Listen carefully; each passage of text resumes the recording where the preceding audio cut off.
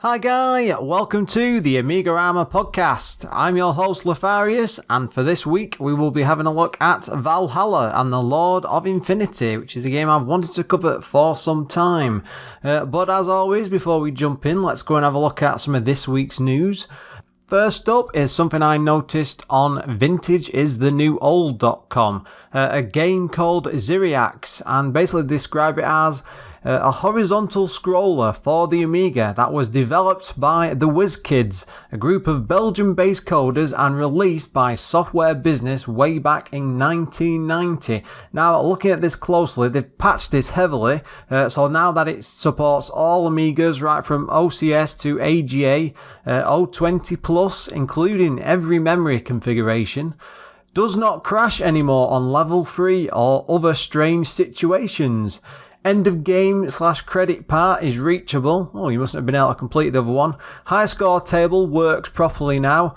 Standard 880k ADF, fast loading, which is always a plus, and uses extra memory if available. Now, I was having a look at this and a bit of a play, and at first it reminded me of R-Type, and then as I got further and further along into it, bear in mind shooters are not really my genre, so to speak, but it reminded me more and more of Gradius the further I got in. The bosses weren't as big as R-Type, and it was that spaceship style, but there was no floating ball or anything. But it was quite intriguing. It was quite a fun game to play, and I'd well recommend you go and download a copy. As always, I will stick a link into the show notes.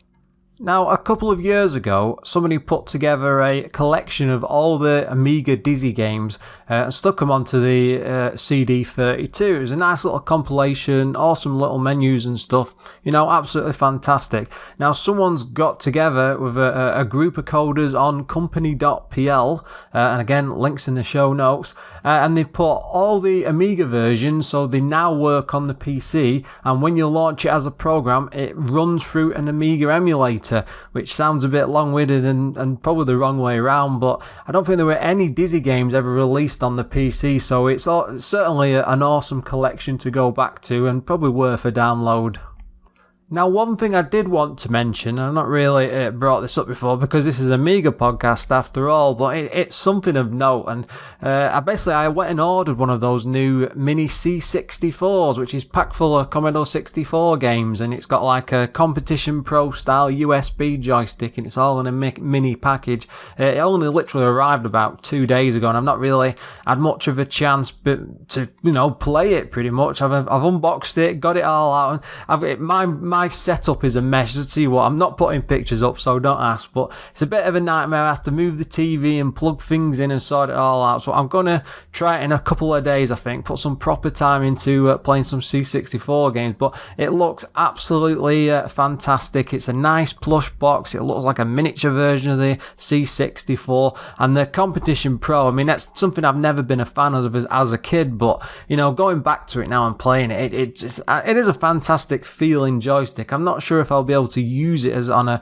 regular basis, but the fact that this device has got like USB slots in the side, I think you're going to be able to use other controllers on that, and I've got plenty of pads knocking around. I think I've got like a PS3 USB one somewhere, so I should be alright. I'm quite chuffed to bits with this, and I'm looking forward to playing it.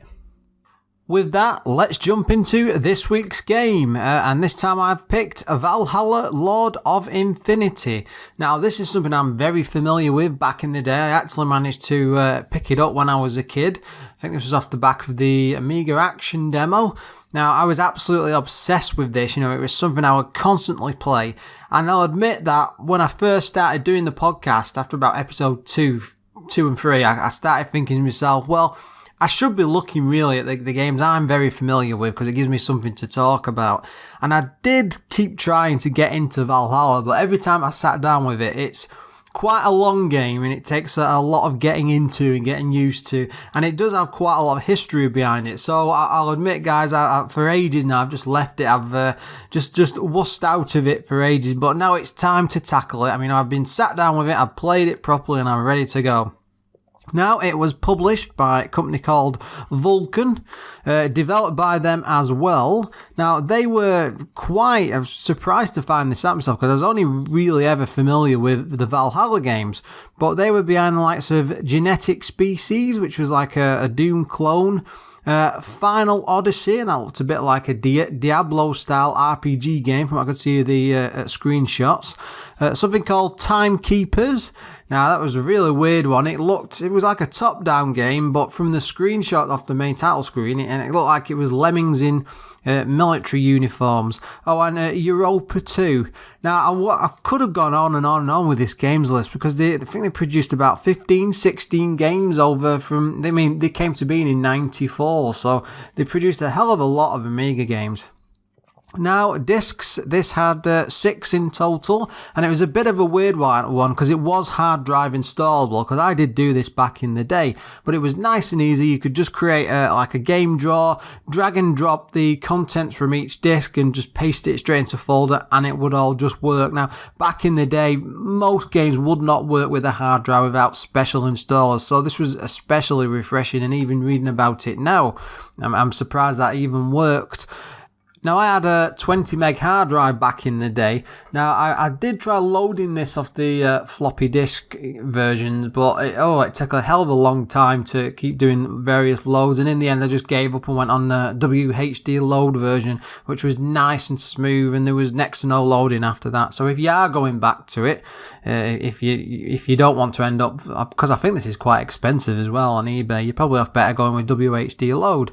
Now, as I said, it came out in 1994. It was the first game that Vulcan actually produced, and it launched them down a hell of a long line.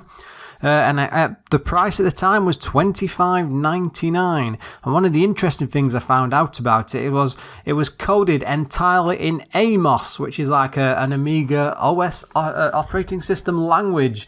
Now, from what I could tell from that online, not a lot of people were fans of it as a programming language. I think they all started moving away from it towards Blitz Basic, which was more game related and more.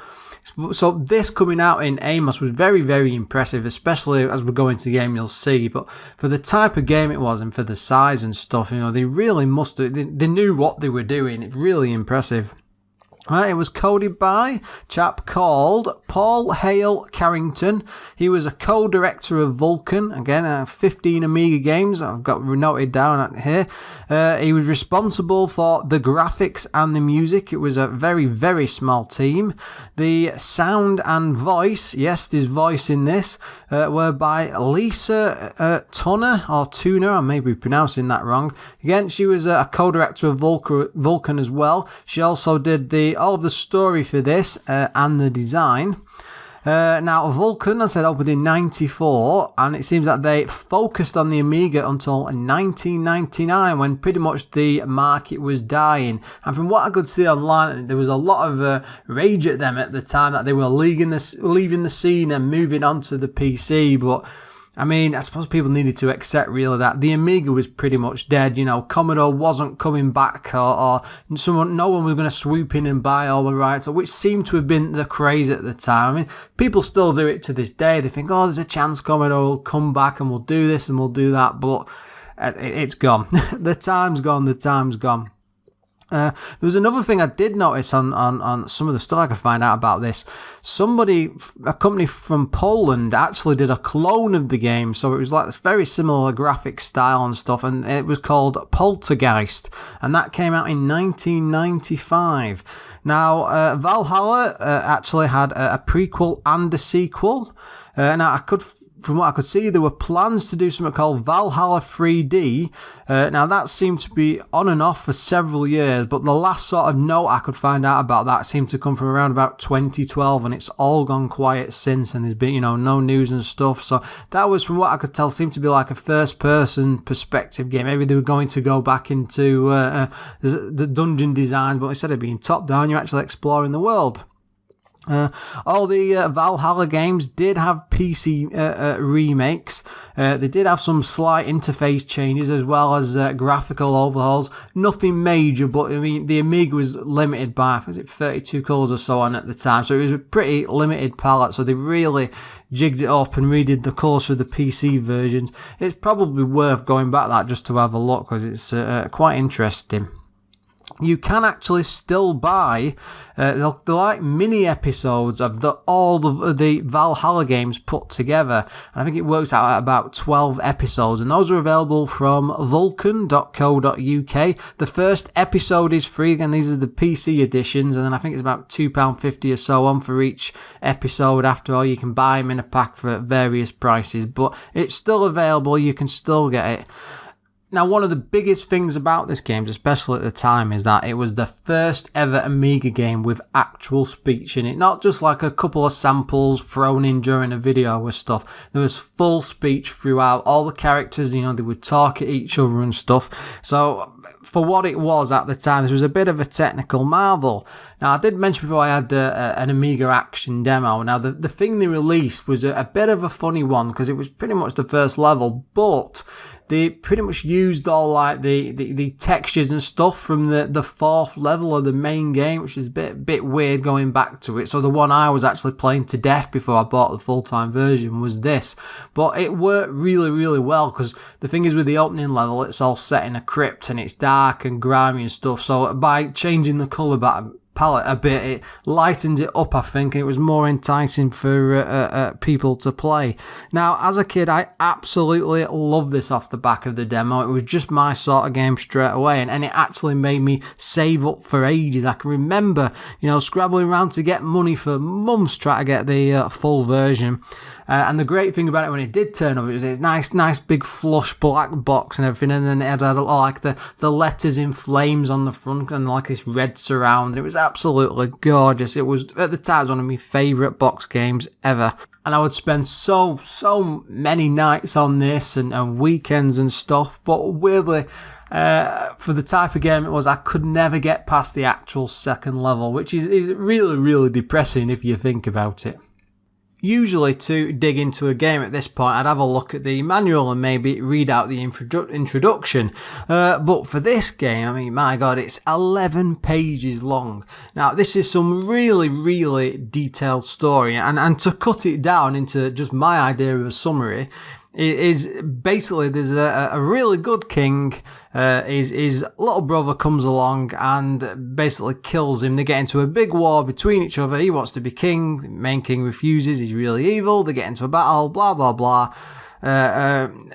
The brother kills him, but he manages to get his son out of the country before it all happens. And as the game comes around, it all turns out that the main character of the game is his son, is the prince, and it's all about how he works his way through the castle and the crypts and so on, and then takes out the Lord of Infinity, who is as evil as they come. Now, the great thing is when you first start the game, you do get this described to you in a huge introduction, which is all in speech with a little prince going through it in some detail. Now, the game itself it's like a top-down puzzle game.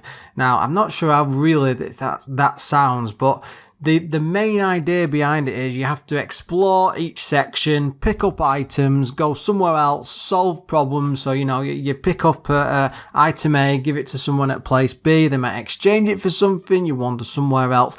It's very simple, like logical puzzles to that extent. Now, the graphics for this are absolutely gorgeous, and I mean really, really stunning. They do reuse a fair bit of assets because I mean, like the main screen, the way it's laid out is on the top, you've got 9 big squares. You've got this lovely surround with all these like metallic curls on and stuff and icons and stuff. But right at the top, you've got 9 item boxes, which are like your inventory. You've got the main screen in the middle where you see your character. Now, that's just a simple 5x5 square grid. You can move up, down, left and right. And as you do so, the screen scrolls with it straight away. Now, one of the great things about this game straight away is there is no slowdown on this scrolling whatsoever. It's nice, it's smooth, it's perfect. It's how you would want it to be. To the left and right, you've got like a stamina bar, and then the one's like it's like a time bar for potions or how much of an effect they've got left. And along the bottom, you've got like 5 selectable icons, and those are basically your main usage. So you've got like an eyeball, which is look, a hand for take, like a use icon, which is just a finger pointing. Then there's a joystick. Now that basically lets you flick between a walking mode and using the button modes on the top of the bottom, and a save icon, which is pretty much straightforward. Now this is joystick only. There is no keyboard whatsoever. Now that might sound a bit complicated, the fact that you've got all these inventory and all these buttons and toggling on the bottom, but I mean the main character can only move up, down, left and right. If you press fire, it lets you flick left and right through the icons at the bottom. If you hold fire and up, I think it lets you select something from the inventory along the top, and every time you tap fire on one of the icons, it basically lets you use the icons on the lower part of the screen. God, I'm making this sound really complicated, and I will say, when I first started playing it, because I had to wrap my head around how that works, and it felt really clunky, but literally within a few minutes it clicks into place, and I think when they were designing the game, they've really thought about this, and you want to be able to move through things quickly and to be able to respond to stuff on the spot when you try to work puzzles out. You don't want to spend forever and a day messing around with different icons and things, but it all just works perfectly. Just trust me on that one. What else can I say? Now, there are lots and lots of logic puzzles dotted throughout this game. There's piles and piles of fun traps, like holes in the floor, spikes, you can be electrocuted, fire, as well as various things like locked doors. Yes, I've already said traps, haven't I? And items to pick up and stuff. Everything is very well drawn. They always look like the item you actually need to use. And by looking at something, the prince will actually look up at the screen above your head and will actually comment on it. He'll tell you what it is, or whether or not it'll work if you try using it. Now, from the puzzles I saw, and when I was, because I played this for several hours, you didn't seem to be using items with one another. You weren't doing it in your own inventory. You were always using it like on the main screen. So you would put something on, say, a table. So you talk to something, put an item on the table, and it would swap it, or there would be a solution put through. Now, one of the funny things in the opening section throughout the game, you know, there are lots of characters that you can talk to, and they do talk back to you. But the greatest thing about this is the prince chats to you constantly, and you've got like loads and loads of like lines you can use. Like he will look up and say, "Oh, you've got it," or "Incredible, that's amazing." If you look at some like blood stain on the floor, it's like, "It's dirty." And I love the fact that the characters also interact. You see a fair few of them throughout the various levels. There's 4 in total, and they will actually talk back to you, and you can interact with them when you give your items and stuff. And again, but the great thing straight away is that they all talk to you. And one of the funniest things I thought when I first started playing it is you're in like, it's like a crypt or a dungeon, and you talk to these skulls, and they've got a really big booming voice. It's like Death or something out of one of the Terry Pratchett Discworld novels.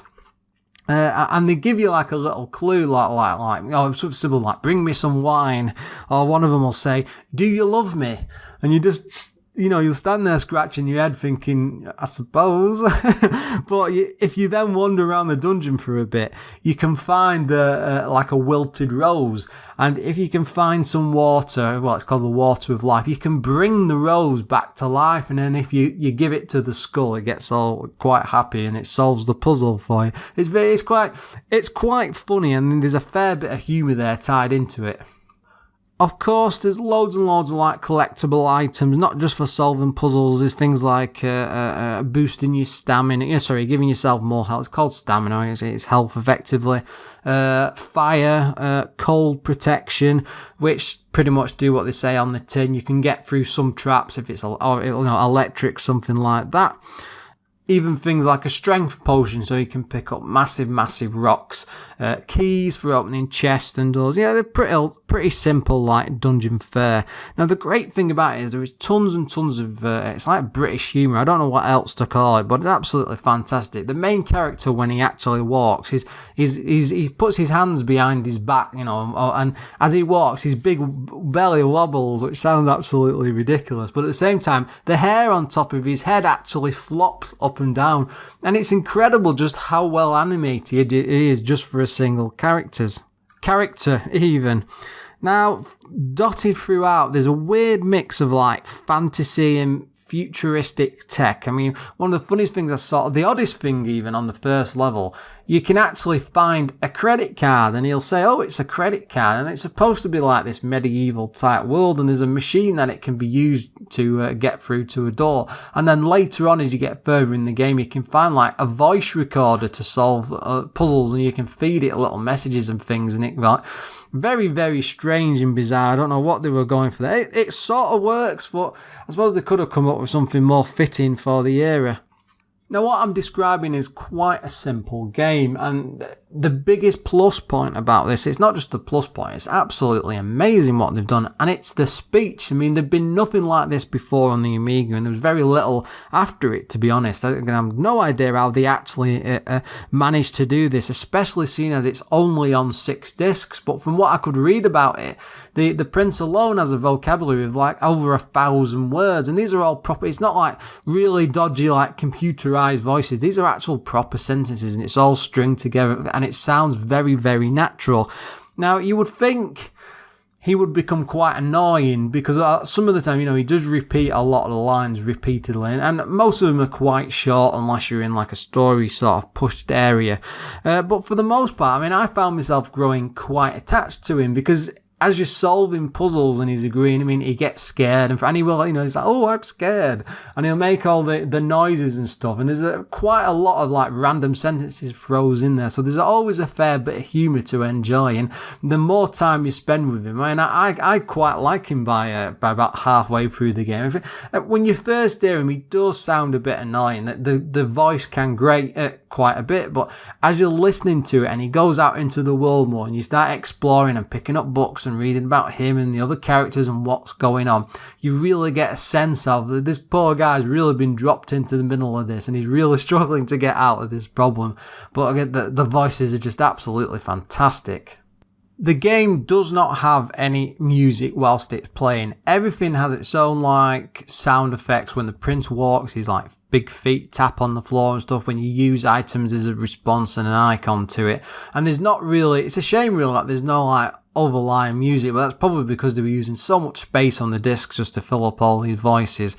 So it's a bit of a mixed bag really, because it does draw you in well enough. There's enough sound effects there to spook you out enough that it draws you in, but I think at times you do miss that music a bit, but then it might have clashed with the fact of if the Amiga's trying to play sound, maybe it can't play voice and sound at the same time. I'm not entirely sure. By all means, if anybody does, then come and comment on the episodes.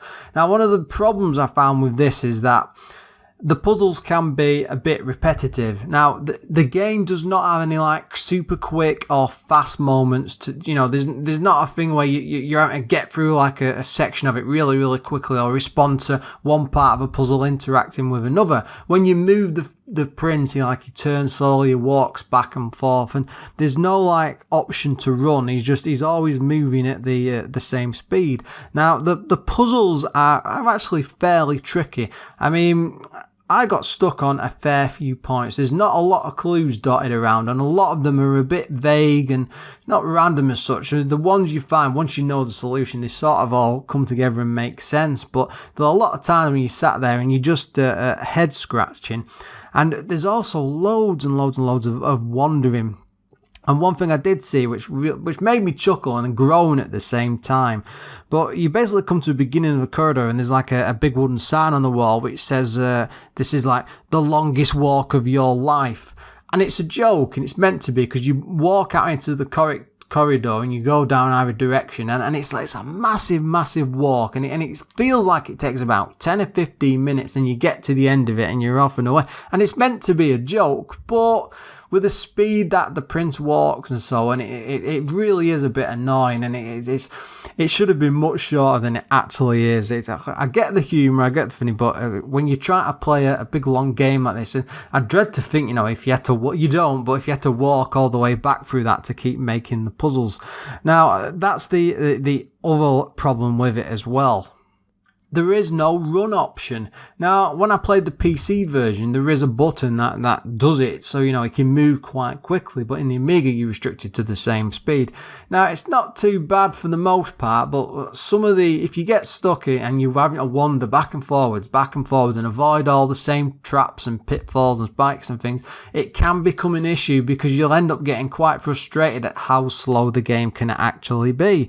Now, again, if you're playing this from a solution, because I did cheat a fair few bits where I would have just got stuck normally, but I wanted to get a good way into this, and I've only got so much time to do each episode. So, I thought I'd have a good crack at it, but most of the time I was referring to puzzles. But I could see a point where you would get stuck, and then the answer to it is based like 3/4 of the way across the level that you're actually on, and it would be quite frustrating when you try to work things out and try to find things. And one of the biggest issues I did have with a puzzle is an item was like hidden under a floor tile, and you can look at it and you can pick the tile up and then the item will appear, but it's not always clear enough on the graphics that there's something there. So what you tend to do is you'll walk into the room and constantly scan wherever you are to see if there's a puzzle piece or something underneath. But that was more my own gripe rather than a problem with the game, but I can see it would frustrate people. Well, like I say, the biggest problem is the backtracking there. It really can be an issue. Now, I do love the look of this, but probably my biggest gripe with it is I wish the border part and the main part of the adventure where you see it, it's only 5x5 grid squares. And I'm probably down to the speed of the Amiga at the time, because I think this would work on it, because it was coded on Amiga 500 and it worked a lot better as you had a more powerful Amiga. So I think it was just the limitations of what they could do with the engine. But if that would have been so much better if it had been like 7 grid squares, 8x8, that would have been absolutely perfect, because then you could have taken pretty much a full room at a time, or most of it, and seeing what things were going on. So what tends to happen is you have to go into a room. If it's a big room, explore around it fully and then try and rethink, and if you want to backtrack left and right or up and down, you can do, but it just means the rooms they're a lot bigger really than they should be, and it would have just benefited with just that little bit more space to explore around. Now, I did say before that this game does come with an intro, which thankfully is fully voiced. I mean, this is a really impressive bit of Amiga tech, but the problem is, if you're not using like a WHD load version or something that's had a bit of a hack put in there to skip the intro, every single time you start the game, and I double check this, you have to watch that intro. And I mean, I was banging all sorts of keys and the mouse and the pad, nothing skips it, and it's several minutes long. And that's fine if you've only seen it like once or twice, but after a very, very short while or a few restarts, especially if you want to get through the game, it does get a bit frustrating. And it was what was a great intro really, really did put me off. Another sort of issue I had with it is you have to save constantly, because a lot of time you can walk into a room and if you've not seen a map or something, or you've not explored properly, you can just walk down over like a cracked stone and then fall down into a pit below, and then you just die. Now, it's quite quick and easy to save the game because it's just a button on the bottom bar, but that in itself becomes a bit frustrating because you're always having to make sure that you've got enough save points. I mean, it's quick and easy enough, but it can become frustrating. Add to the fact is the levels, I'm not sure if this is a gripe as well, but the levels are absolutely huge and they feel absolutely fantastic. And I think it took me about an hour and 40 minutes to get through the very first stage of it, which is fantastic. I was working my way through, but then when I started looking at some puzzle solutions and videos and stuff online, and you can see that, what really should be short and maybe been about 25-30 minutes, because the levels are absolutely huge and they really do span out. Adding the fact that you're doing lots and lots of backtracking, it doesn't make it as good as it should be, and it can be quite frustrating. Now, of course, every game has its bad points, and I had to pick some out for it, despite how miserable I might have just sounded. But one of the peculiar things about this, especially back in the day, was the magazine scores.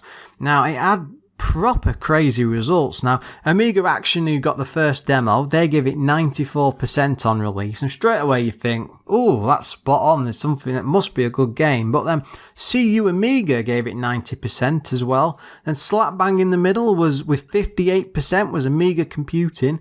Then it started getting even more insane. Amiga Format gave it 23%. 23%. I mean, what was wrong with it? And then Amiga Power, 19%. I say, I'm even in shock reading it out now from my own notes. Another one was The One at 81%. Now, that's crazy. There's proper like seesaw results there. I don't know what the hell was going on. I mean, bear in mind, like Vulcan was a brand new company, so it's not like, you know, the guys haven't come from some big major corporation like, say, Team 17, where they've got problems going on with some of them. I think it was Amiga Action or Amiga Power had problems with them.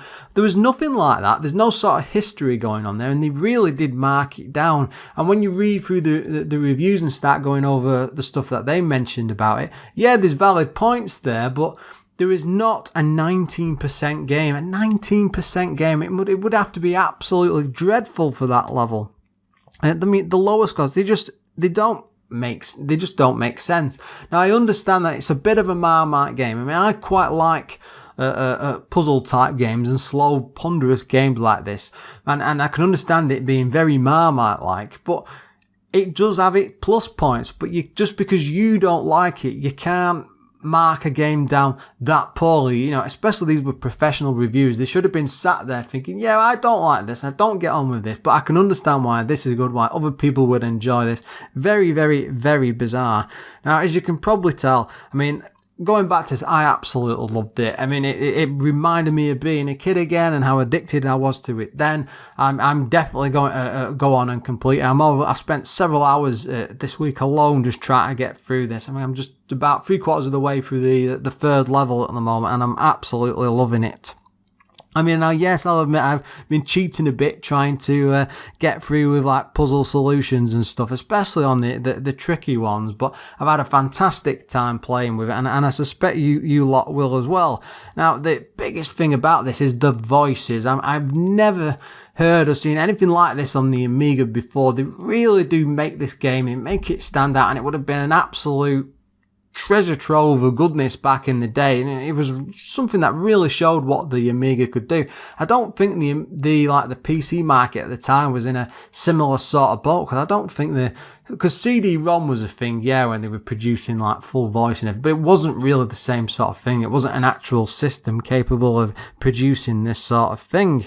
I mean, I wish I knew how they did it. I mean, how the hell did we manage to record so many voices and so many words and get it squeezed in? Is it an engine? Is it recorded voices being played back as like WAV files or something? I mean, I would assume if there wasn't something special to it, that every other game at the time would have been doing it. And I know it's on 6 discs and everything, but when you've got, say, like Monkey Island 2 or Beneath a Steel Sky and Flight of the Amazon Queen, and they're all like 1,000,001 discs, and you've got this with all them voices on 6, there's something strange happening there, but it's really, really impressive. Now, one of the most amazing things about it is the story. It's really involving, it's entertaining, and yeah, it's a fantasy world and it's all about kings and princes and going back and forth, but it's really entertaining. It's well thought out, and it's quite dark as well, which is very, very different for the time. It's a very slow and ponderous story, but it draws you on, it makes you interested in the world and the characters, and it certainly makes me want to play the other games. I want to see the rest of the story. Now, the next game is actually is the prequel, and it's all about the Lord of Infinity before he came that, so, you know, I believe you have to go through the murder and stuff, but just to see that part of the story, it's had some fantastic reviews from what I could see of it as well, but I want to go on, I want to see the rest of the story, and the last game as well, just to see what they've done with it. As a kid, this was an absolute obsession. I lost so much time to it, and I can still remember being so frustrated and flicking through magazines at the time trying to get past the points I was stuck on, and it never happened, I'm afraid. Like I said, I never got past that second level, but hopefully I will from now on. I'm tempted. It's games like this, and say like Hero Quest, where the fantasy element is great because it adds that little bit of story, but this one is just that extra level there, and it's entertaining enough. And yeah, it has its problems, but it has more than enough good stuff within just to keep you drawn on and to keep exploring and to keep going. And I'm definitely going to be going back to the sequels. And most of all, it makes me want to explore the rest of Vulcan's library, and the fact that they've got 15 or so games to go through, and they're not all like this sort of top-down RPG style either, so they really have got an impressive library, and I'm really looking forward to it.